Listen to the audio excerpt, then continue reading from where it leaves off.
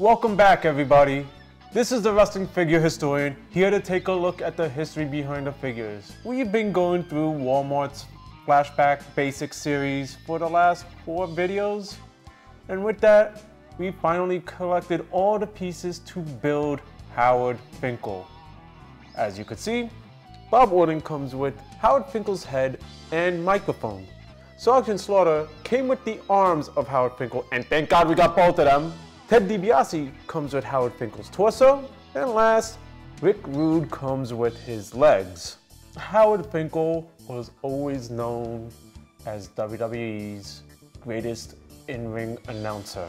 If I'm not mistaken, Booker T once said, "You knew you finally made it into the business when Howard Finkel announced you to the ring." For the majority of everybody in the WWE universe, that's what we know him for. But funny enough, he did have one rather obscure storyline in the 90s.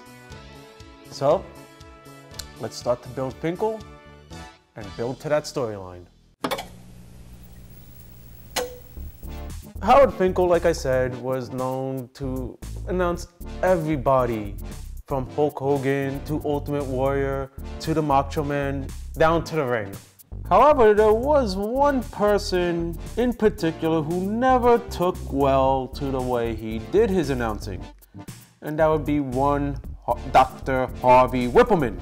Wippleman, every time he came down to the ring, would always berate Howard Finkel on how he was being announced and never liked it, to the point that he would even take the microphone from Howard Finkel and literally introduce himself.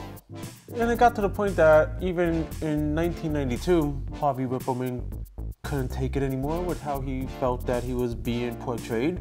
Let Kamala loose on Howard Finkel and basically destroy him to the point that he had to be stretchered out of the ring. Now Howard Finkel would make his return and continue to announce. And of course, Harvey Wippleman would continue to berate him. Things came to a head in 1994 at WrestleMania 10 in Madison Square Garden, where Harvey Wippleman would just outright rip apart the tuxedo of Howard. But Howard, for the first time, decided to stand up for himself. Did I put this in? Right, the right arm in? And shove Harvey Wippleman down. Eventually, this would lead to a rather infamous tuxedo match between the two of them on a 1995 edition of Monday Night Raw. Why do I say it's infamous? Well, if you go ahead and start to look that match up, damn, it was one of the worst matches I've ever seen. And thank God there was only one. Howard Finkel would eventually get his revenge and defeat and embarrass Harvey Wippleman in front of everybody.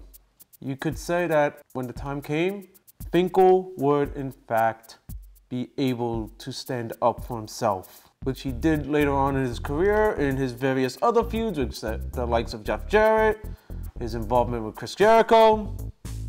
But with this figure being built, this captures that time of the feud with Harvey Wippleman. Here we go, everybody. We finally built Howard Finkel, the voice of the WWE of the 90s. Now, one note, I will tell everybody this: when you're building this figure, especially when it comes to the head and the legs, make sure you're twisting them as you're doing the attachments, because it can feel very loose if you just try to clamp down. Twist it in, it will eventually become firm. Now, like I said, it's nice and firm. Well, there goes the head. But twist it down and it becomes nice and firm. Here's the cool part about Howard Finkel. It has the elite articulation with it.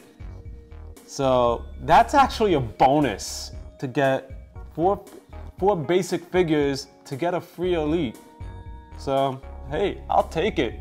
It does capture the look of Howard Finkel rather well, with his always happy persona, his likeness, they captured it with his face. They gave him the simple black tuxedo, which again for Finkel is all you need. because he never really wore anything flamboyant. He was always very simple in the ring. So I would say this is a pretty good Finkel. And for it to be the first figure in the flashback line for Walmart, I say it was a perfect choice. Now, where can we go with this Howard Finkel? Maybe one day Mattel might come up with a WrestleMania 9 playset, and instead of giving us a Howard Finkel, why don't they just give us a Finkus Maximus instead? Why not?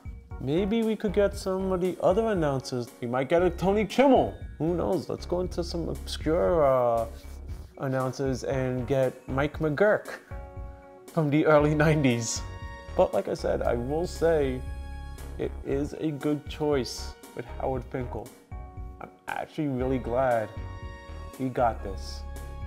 And if I had to rate this Howard Finkel, again, it's a perfect 5 out of 5. With that said, this is a wrestling figure historian, and that's my look at a history behind the figures.